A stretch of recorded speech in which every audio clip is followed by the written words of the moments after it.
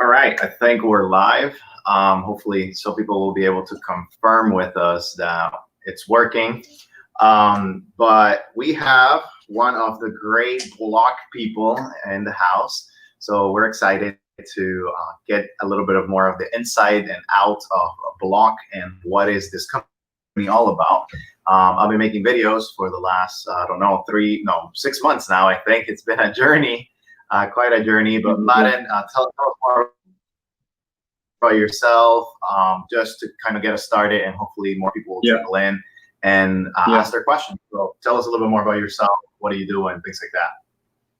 Yeah, dude. First of all, thanks a lot for tagging along this journey. You've been one of our early adopters, and since then you've been very supportive. And I know you strive for the same goals that Blloc is striving as well, and it's amazing to have you on our side.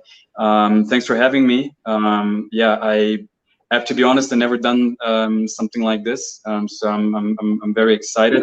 But I'm also very excited to share a bit of like a background of Blloc and how we got to Ratio, you know, and the whole journey. I think in general it's very important for our users to understand why we're doing things the way we do, and what it takes, and also like understanding that we are a very small team with hand-picked talents who are absolutely amazing.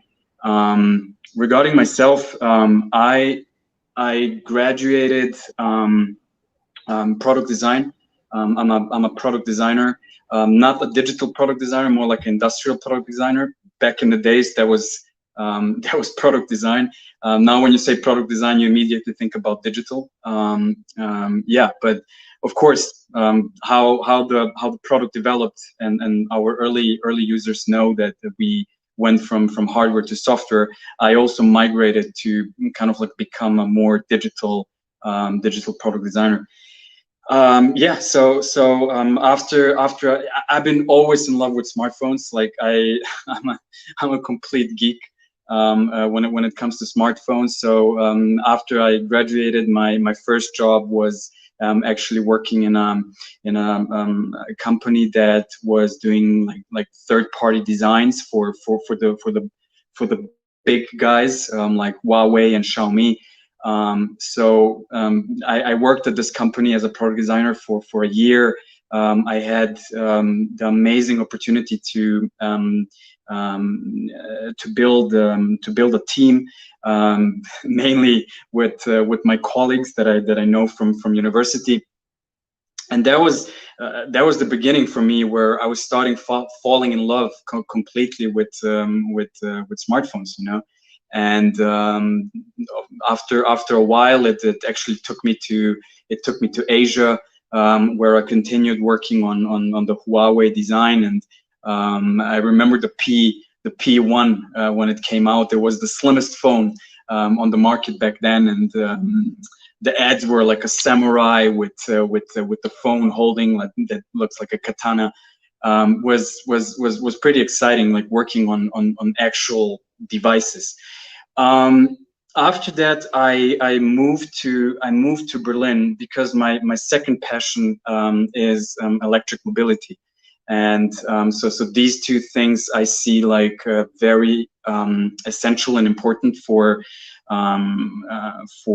humanity. It's communication and it's transportation. So I started working at a company called Unu Motors. And we were doing electric scooters, but not like the scooters that you know from sharing, the really small one with the small wheels. No, like actual Vespa-like scooters, you know.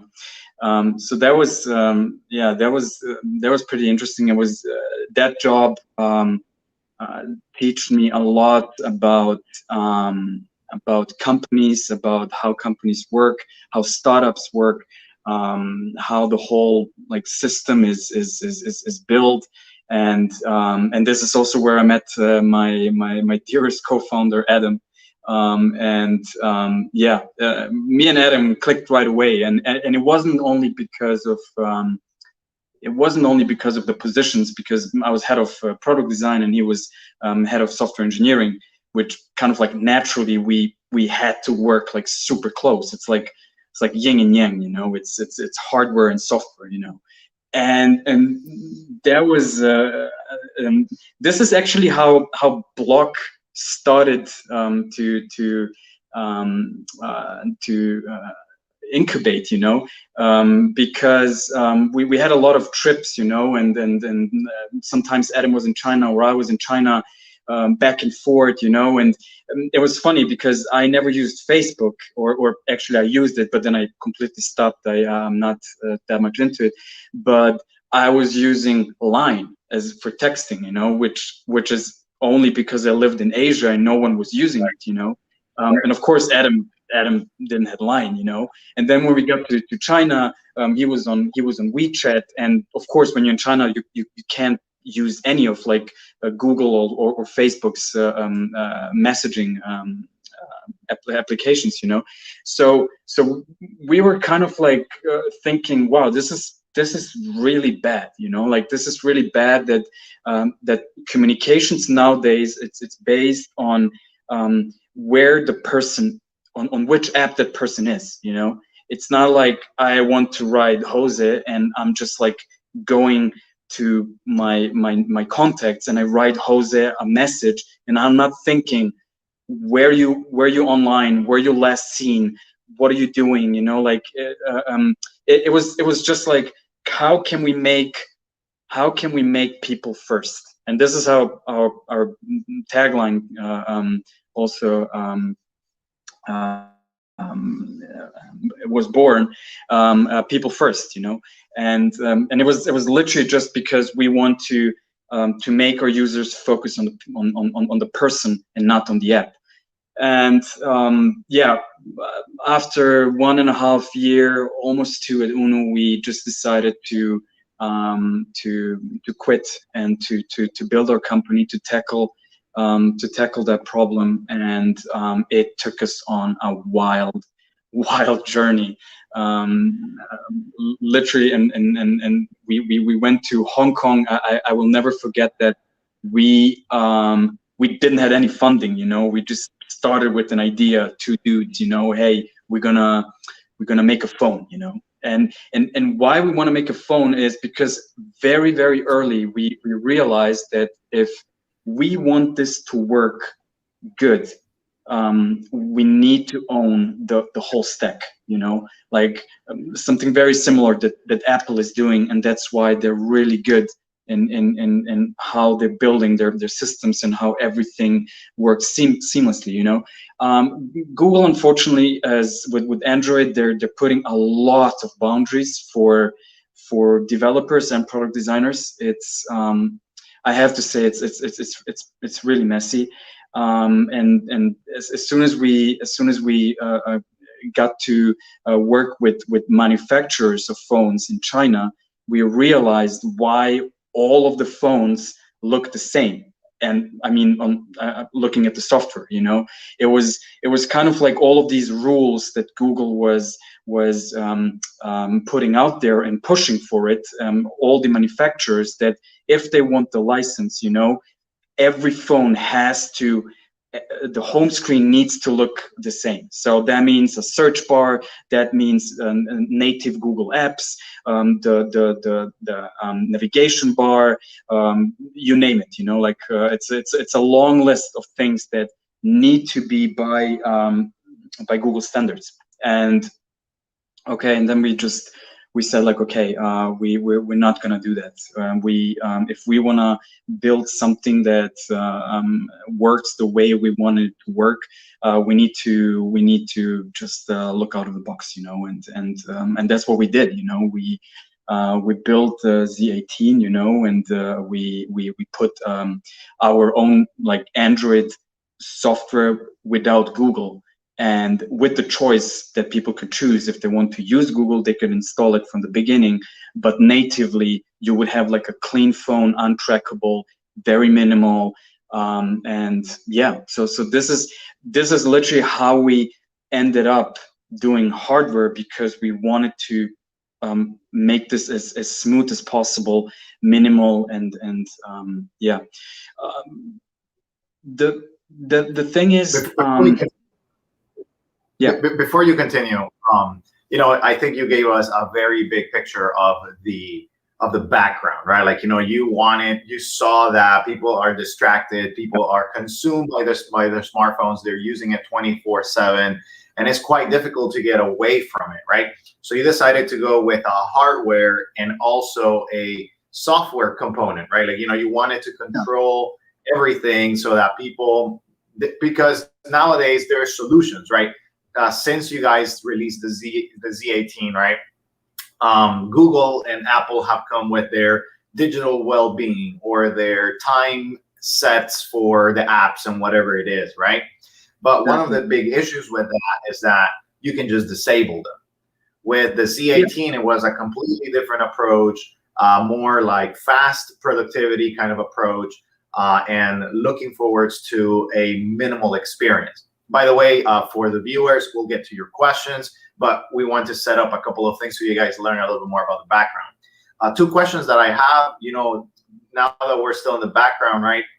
So how did the Z18 fare, right? What were the good things and bad things in the journey? And when did you guys decided to shift towards, okay, hardware and software it seems like it's a little bit hard, but let's move into software only and develop ratio, which is the Z18 for every Android device.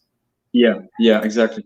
Good that you brought me a bit back, because I skipped a very important part, is that when Adam and I started like looking at the problem, you know, and how we communicate with our smartphones and which app are we using and how we use them, you know, we also realized that it's not only an issue of communication, it's also a general issue with how we use our phones, you know.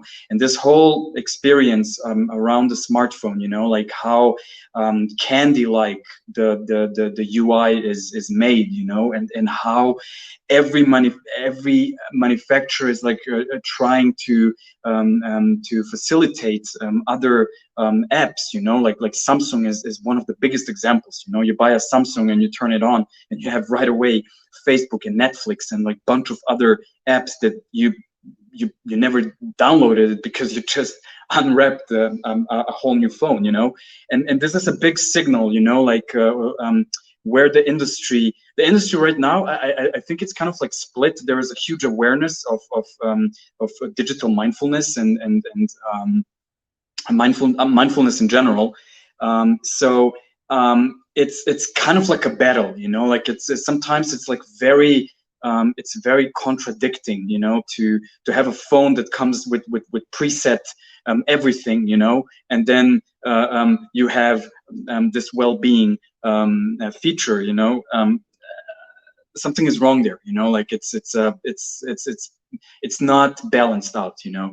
And Adam and I, we just realized, we always tell this story, you know, like when we meet other founders, you know, and we chat about this, you know. And it's funny, as cliche as it sounds, the whole idea was born a night in a bar where Adam and I we were sitting there just like drinking our drinks, talking, like literally like with the phones in our pockets, and just like exploring ideas and trying to find. And we looked around ourselves, you know, and realized that 90% of the guests who were sitting at the same bar were actually on their phones, you know, or were distracted, you know, with their phones buzzing and checking all the time, you know. Or as soon as someone like leaves the table to go to the restroom or to the bar to order a drink, the other person would immediately jump on the phone and start scrolling, you know. And it was like a wake-up call, you know. It was like, dude, we have the chance to impact how this looks on your screen. So the whole idea of going minimal and going black and white and going very very raw, you know, it's not just because, yeah, we think it looks cool, you know. It has a very deep purpose, you know. Your phone shouldn't distract you. The UI shouldn't be something that is seeking your attention, something that's literally sucking you in, you know. Because yes, all of these dynamics and all of these colors and like nice animations and notifications, you know, all of that is very, very toxic, you know. On the other hand, we knew immediately we don't want to go on the path of complete detox, you know. I love using Instagram. I love photography. I love posting this. I love engaging with people who love photography as well, you know. This is something that I don't want to cut out of my life, you know. And we shouldn't pressure people to go on this trip where they're like locking their apps completely, you know, like, and just like keeping it away from them. Like, all of these apps have their good and bad sides, you know, and it's on us as a layer on top. I'm mainly talking right now about Ratio as a launcher, to kind of like bring this calmness, you know, in this first view, you know, when you unlock your phone, what you see, you know, like to bring a bit of like this. That's why, you know, like I've seen in the past couple of days, I've seen a lot of like posts in the community of like screenshots of their screens, you know, and I see a lot of like colorful, vibrant wallpapers, you know, and it sounds like very, very small, but if you think about it, a wallpaper takes so much of your screen. It's like so much in your face, and that's why like a small thing of just like carefully designing very calm and static wallpapers is just like a sandcorn in this whole system. And then not to mention the drawers, you know, the tree to be accessible on the right side, to only have swipes, you know, like it's so essential to us to bring this general calmness on your home screen. Yeah, you know, I mean, that was one of the things that definitely interested me the most about Ratio, and well, about the 018. I bought a 018 actually, even though I'm not supposed to, because I'm from the US. I have a friend in Europe who sent it to me. But I found a way, you know, I had a friend in Europe, he sent it to me. And it was quite an experience, even though it was limited here because of the bands and, you know, the compatibility. Yeah. But I really enjoyed it. You know, I really enjoyed having the hardware and software work. But then after that, maybe a couple of months, maybe about 6-7 months after that, after I got my hands on one, you guys came out with the software only version, right? And before we get to that, I want to kind of like address a question from the audience. There's like a couple of people that have been wondering this. I'll put it in there. It says, will Blloc make new hardware, right? Like, you know, so are you guys looking at that for the future? There's a couple of people that would like to know that. So will Blloc make new hardware, or are you guys shifting more into the software? And we'll get into the software and how that became a thing. Yeah, it's a question that we get a lot, you know, like and I understand why. There's a certain magic to you know, like just this feeling about having everything made by one company, you know, like to kind of like feel you know, like it's the whole package, you know, and especially like when it comes from a company that knows how to take care of hardware and software to kind of like sync both of these to me very, very essential elements of the whole UX, you know. And I'm gonna be honest, I don't have an answer straight away, you know, like we're 100% focused right now on software. we have to, because if you think about it, like if you think about it, like hardware in general is very similar nowadays. It's very similar, you know. It's minor changes in like how big the notch is, or if there is a notch or a punch hole, or what is it, the glass material in the back, or ceramic, or even plastic, you know. It's with hardware, you right now, if we would build hardware, we couldn't really, we could not move further away from it, you know, because there's standards, and yeah, it's very, this playground is ridiculously hard, you know. But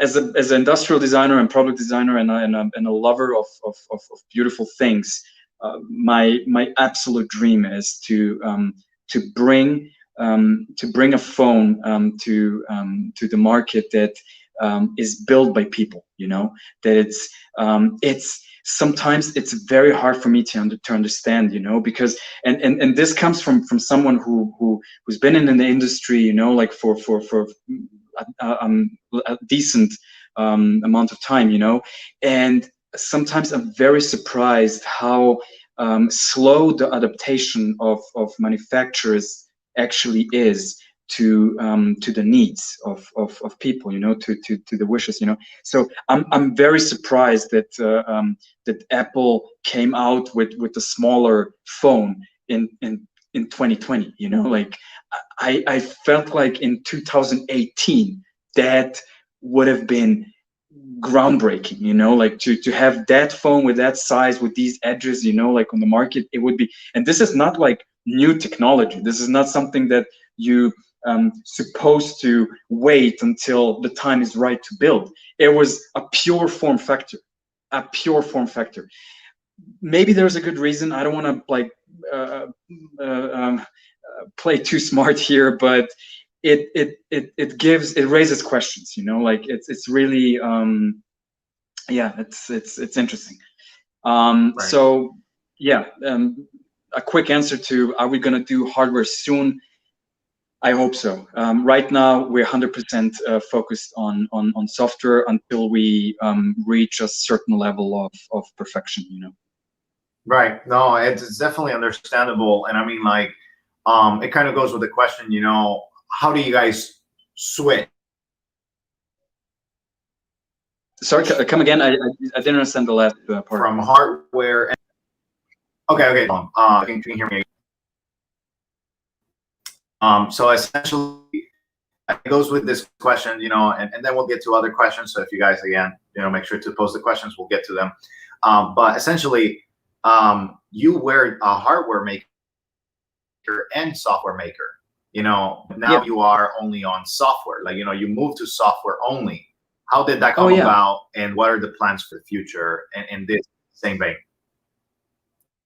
Yeah, you're absolutely right. Yeah, there was definitely, there was a moment where we had to make a cut. You know, we had to make a decision, and as I said, like this whole industry is a very fast pace. You know, like if you're not big enough and you can't really keep up the pace with the hardware and design and the ordering numbers, you know, that you have to place as a company to the manufacturers are insane, you know, like really insane. There was a point where we were thinking like, why is Google doing a phone now, and they were like so long only with Android, you know, like they have money, they have the capabilities to do something like that. But it was a game, you know, like it was just hey, we first want to have hands-on the software, make sure that Android is working perfectly on. To be honest, think about it. You know, like Google has like this whole testing kind of like rig, you know, build up, you know, because you can test Android on any Android phone, you know. So it's kind of like you have so much feedback on how your software performs. And I think that's why when Pixel came out, it was one of the better phones out there, you know, even though they were completely new, because they learned so much already, you know.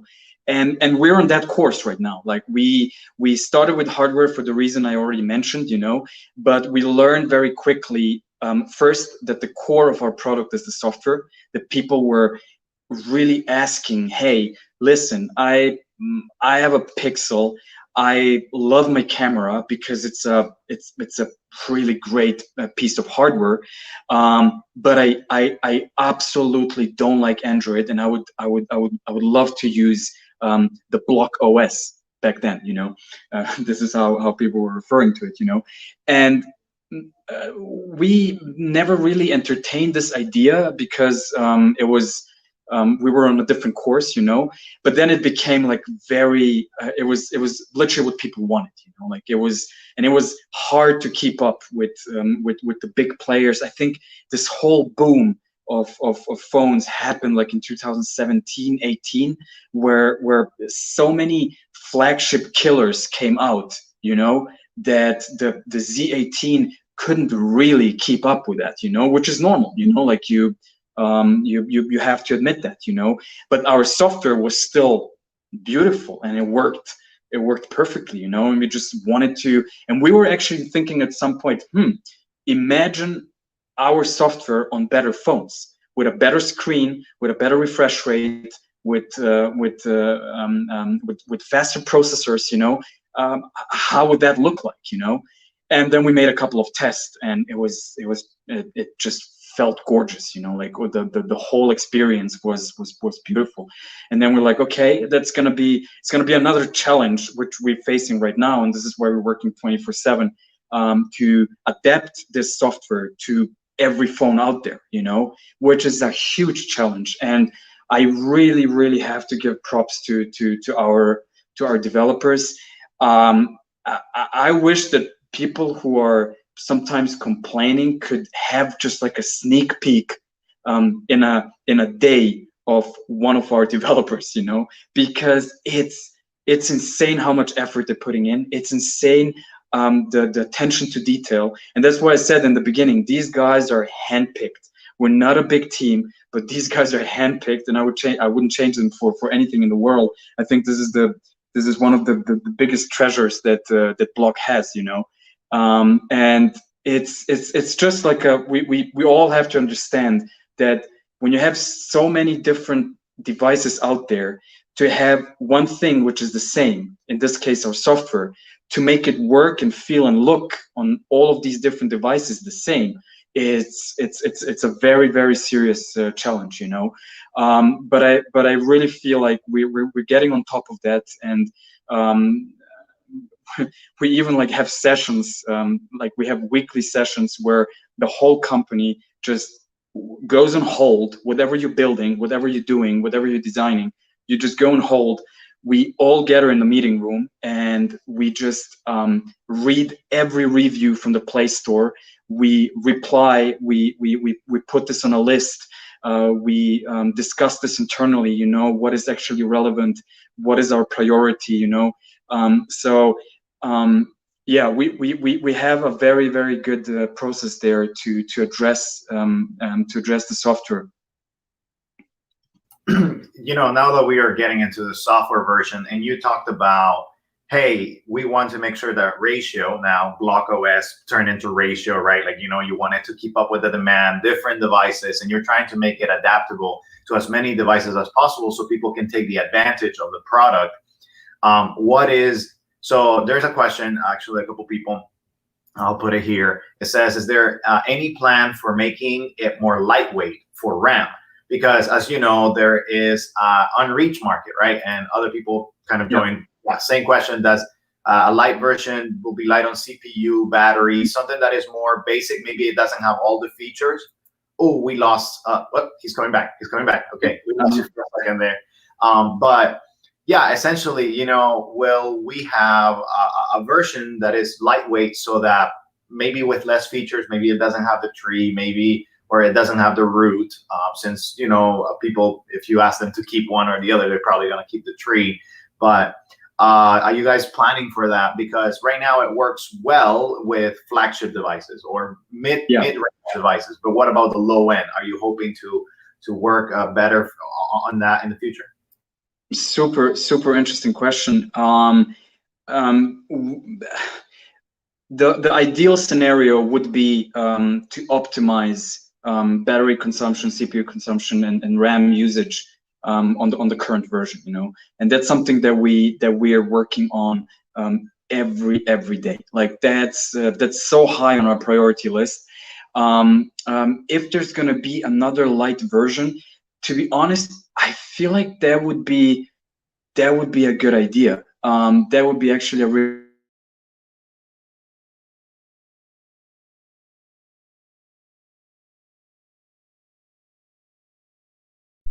I don't know if did you guys lost me for a second or? Yeah, we lost you for a second. Go again. Yeah. The highest priority right now is to make ratio good. You know, to optimize, to tweak every possible performance option that we can reach, and make the current version stable and less battery, CPU, and RAM aggressive. You know, that's a huge topic. I wish we would have like one of the developers here with me. You know, I guess some of them could go way deeper on the topic and even like how we're tackling that. Me as a founder and as a product designer, I know that we're like doing this every day, and it's high up on our list.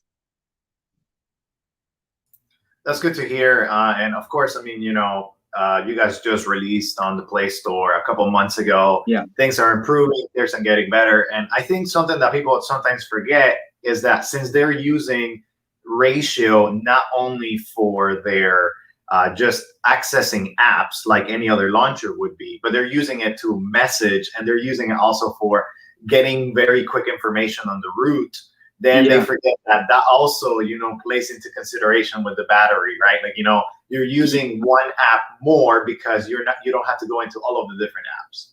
Yeah, you put it completely right.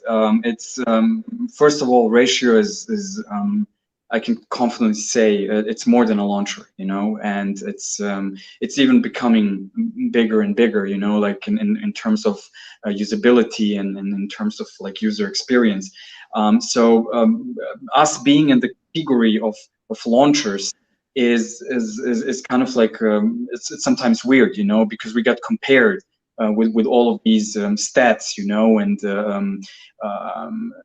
how it, the usability as well, you know. And I feel like, I mean, we're not really paying too much attention to that, you know. Like there's always critique, you know, as soon as the critique is constructive, you know, like it's definitely something that we're paying attention to, you know. But yeah, it's definitely more than a launcher, and then the whole game changed, you know, like how ratio is actually working with different types of hardware.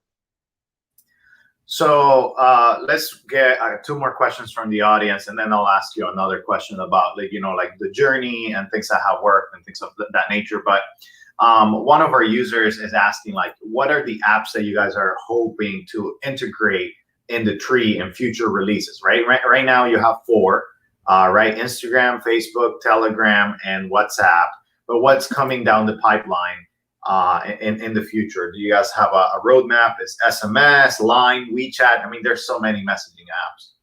We do. High up is SMS. It's crucial. And that's gonna roll out pretty soon. Next on the list would be Twitter, direct messages, and hopefully Slack. But these are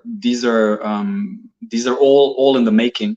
So it's just a matter of time. Yeah, but this is definitely not where we're gonna stop. We're exploring all the other. Of course, the big goal is to catch them all. You know, like to have all of them. But yeah, if you ask me right now, what's in the pipeline, what we can expect within the next couple of updates, yeah, SMS is the first one that we need to facilitate in the tree. Perfect. That's good to know, and I'm glad. I mean, I know you guys are very open to feedback. So again, guys, go into the Discord, go into community. You know, send them an email if you have a specific thing. Review it on the Play Store, as they said. I mean, as Lada says, the team reads it. You guys reply. You guys take it into consideration. So that's always good. One of the biggest shockers, right? Like, you know, one of the biggest shockers that you guys have been able to provide is that the ratio tree, the tree is free, right? Like, you know, it's free. And a lot of users have raised a question, right? Like, you know, okay, for how long is it going to be free? We have Alan here, Alan Natingo. He said a question about the tree. Now, ratio 4 is free with the tree. I would kindly like to know, for how long is this going to be? Further, what is the rationale behind a email activation link if the tree is free? And this is a big question, because now that the tree is free, people are asking, like, is it going to be free forever? Number one. And if so, we have been told plenty of times by many internet companies, right? If something is free, you are the product. Like, you know, like, right, we have Facebook for free, but they mine our data. One of the commitments that you guys have made is that you don't, you know, collect any data, you know, maybe from testers. Whenever, you know, one is testing, you get feedback or, you know, anonymous data and stuff like that.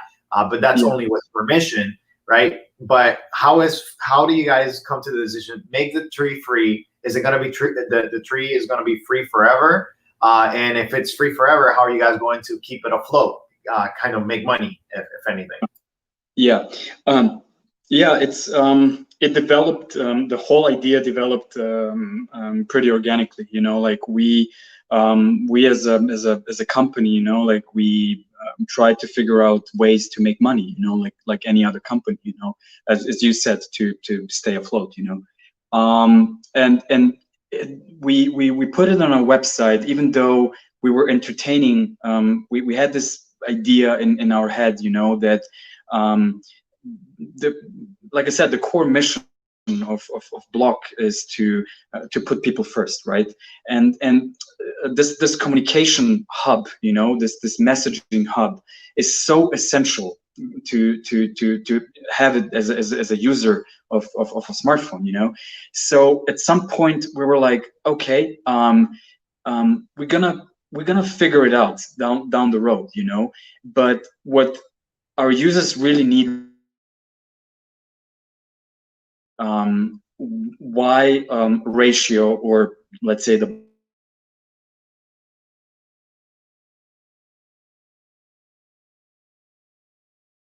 I think we lost you in there. Sorry, guys. You know, it's been coming in and out. Sometimes connection problems happen, but hopefully we can have that in again very soon, and answer this very important question. He's reloading there, and there he is. We got him back. I think he's coming back to the stream. Again, thank you guys for being patient. Sorry. It's quite something. I'm by myself now, but thank you guys for watching. Thank you guys for watching this. Again, we'll get to all the questions. We'll see. I invited him through Telegram. Maybe he will tell me something. And he's trying to come back again. Let me add him to the stream. There you go. You're back. Awesome. Okay. Continue answering. Go ahead. Yeah. I'm not sure, like, until which point I was online.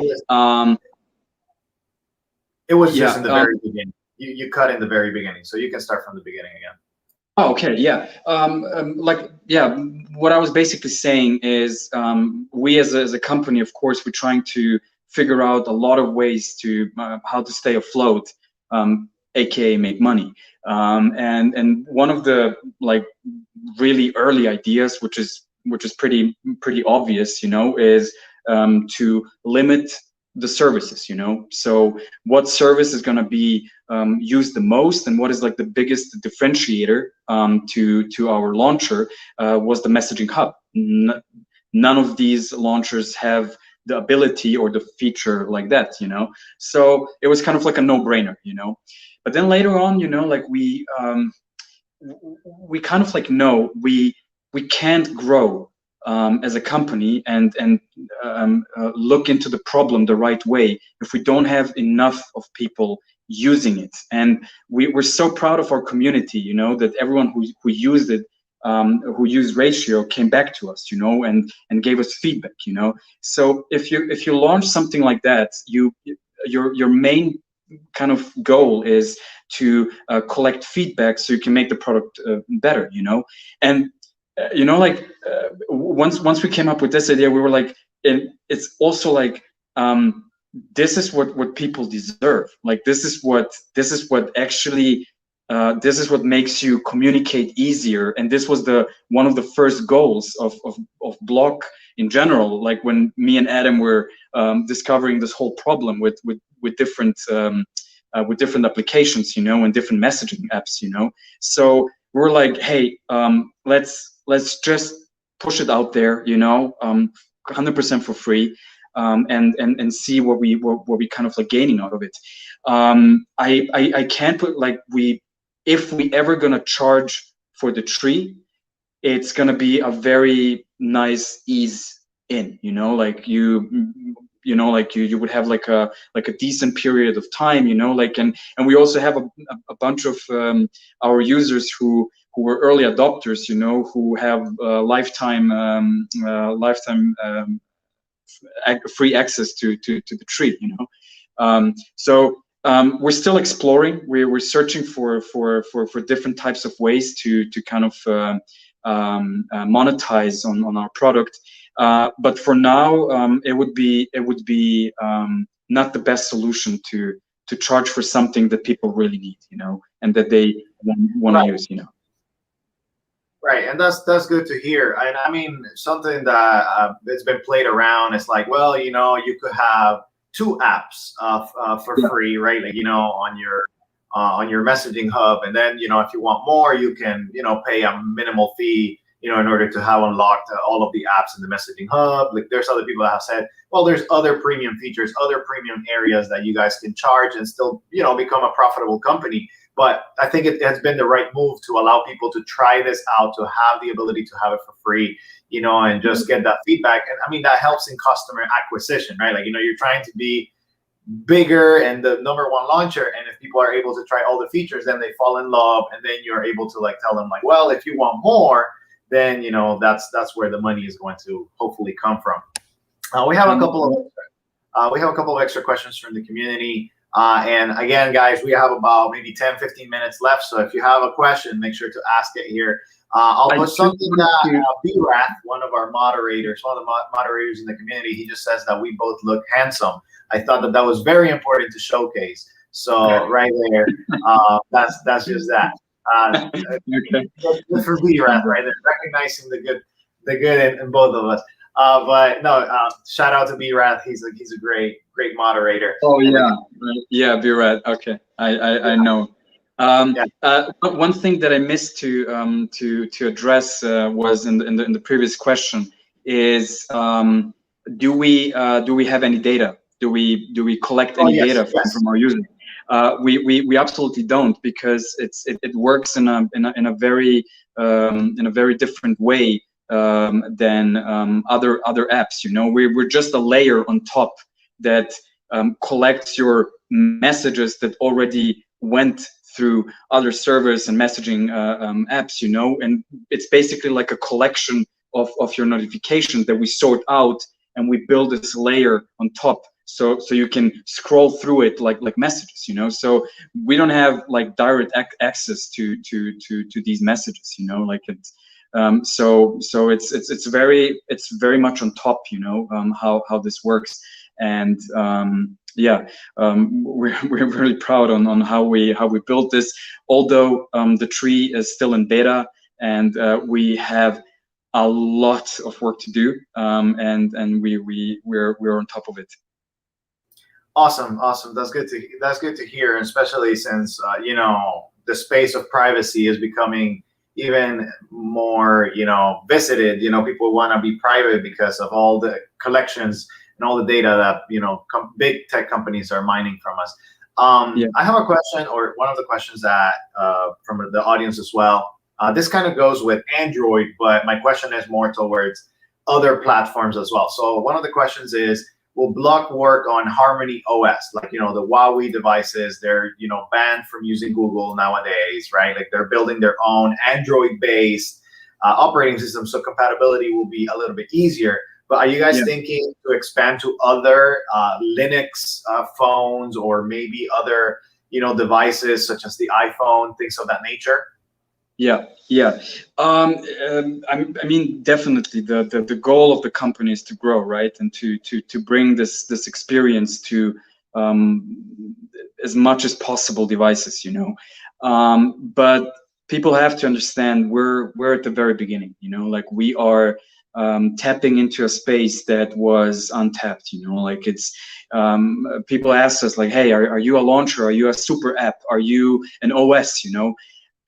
To be honest, I don't really know where to put it. Like it's a new form of, I would say, closest to a launcher.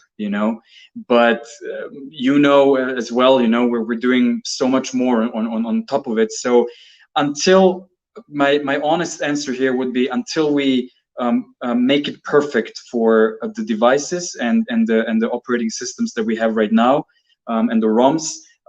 We are we're not gonna go now crazy into that space, but it's definitely down the road. Like as the team grows and as the company grows, like it's gonna give us more possibilities to go into that space as well.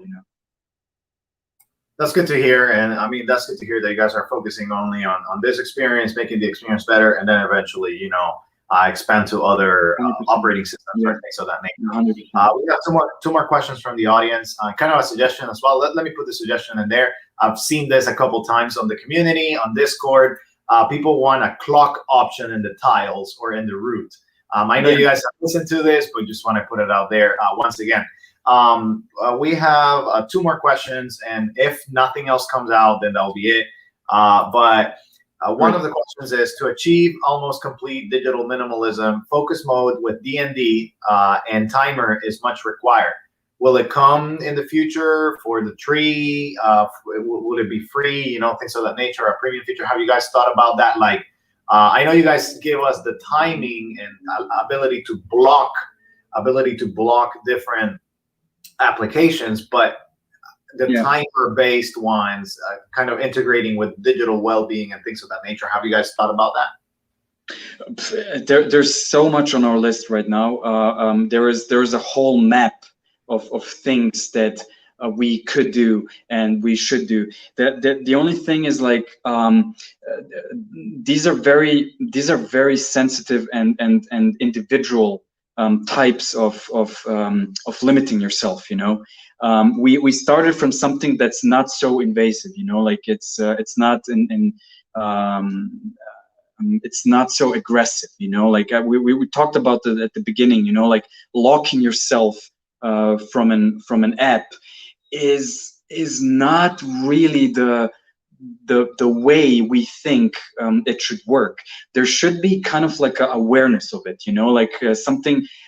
Why we put like the time of usage under every app, because it's a very small thing that you can't remove, and every time your finger goes to an app, you will see it, you will read that there is like 45 minutes of usage today of Instagram, and it's something that implements very slowly into your subconsciousness, that you are using that app too much, so it's a learning curve, like you kind of like slowly get aware of it, until it fades.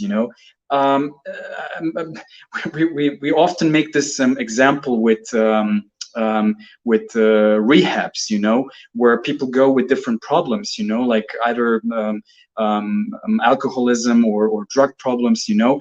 And a very famous method is not to cut that person from it immediately, but to ease it out, you know. So like lowering the dosage, you know, until the person is stable, you know, and feels like I don't even need it, you know. So so there's a couple of approaches, you know, that we exploring and that we're testing as well. So to be now particular and saying like, yes, this feature we're going to implement would be wrong. Maybe there's going to be something even better, you know, or something even more user friendly, you know. So but every company right now, including Google, including Apple, they're newcomers to this whole mindful space, you know, like, and I think we will see a lot of changes in the industry when it comes to different type of implementations of problem solving features, you know. So if it's going to be that, if it's going to be a timer feature, I wouldn't say right now with 100% confidence, but it could be, you know, like whatever we internally test and also with our beta users, you know. Yeah, and shout out to the beta group. These guys are awesome. Yeah, if as soon as we tested it, we're gonna definitely like roll something new out. And that's good to hear. You know, there's other suggestions. I mean, other things that people have said, and I'll just put them in the screen so that, you know, you guys have them for reference if you guys are watching this in the future.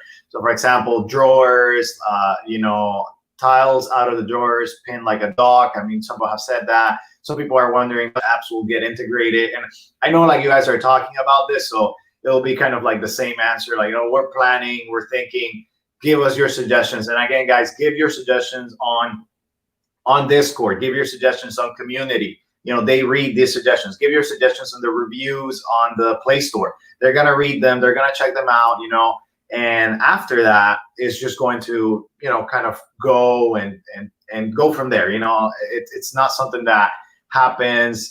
It's something that takes time, and it's not something that will happen right away. It takes time to implement new features that come to the beta, and then it'll be tested in the future, or something that has been, you know, this has been said times and time again, change the accent color from exactly yellow to something different. It will happen, and I know you guys have been kind of playing around with those things. Last question that I'll ask you, we're drawing to a close here, and is, have you guys thought about Blloc OS porting it as a custom ROM? Do you have any plans for building a custom ROM for Blloc OS? Or is Ratio going to be the only thing for the foreseeable future? That's a big project. That will be huge. You know, I think to get to that stage where we becoming a ROM or even an OS, you know, it's just something that we can reach by doing step by step. You know. Now it's a launcher. There's a lot of learning out of it, you know, like there's a lot of things to fix, you know, to understand all the mechanisms, how everything works, you know. So I'm absolutely sure that how the time progress we're gonna see Blloc and Ratio expanding in these type of spaces, and I feel it's kind of like it's a natural progression or evolution of Ratio, you know. So I wouldn't be surprised if we reach something like that pretty soon in the future. Awesome, that's good to hear.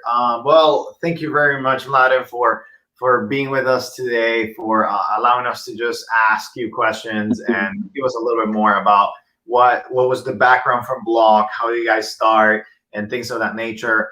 Sure. Final question for you is essentially what is something that you want to leave us with? How is Blloc going to be continuing? What is your promise to the users?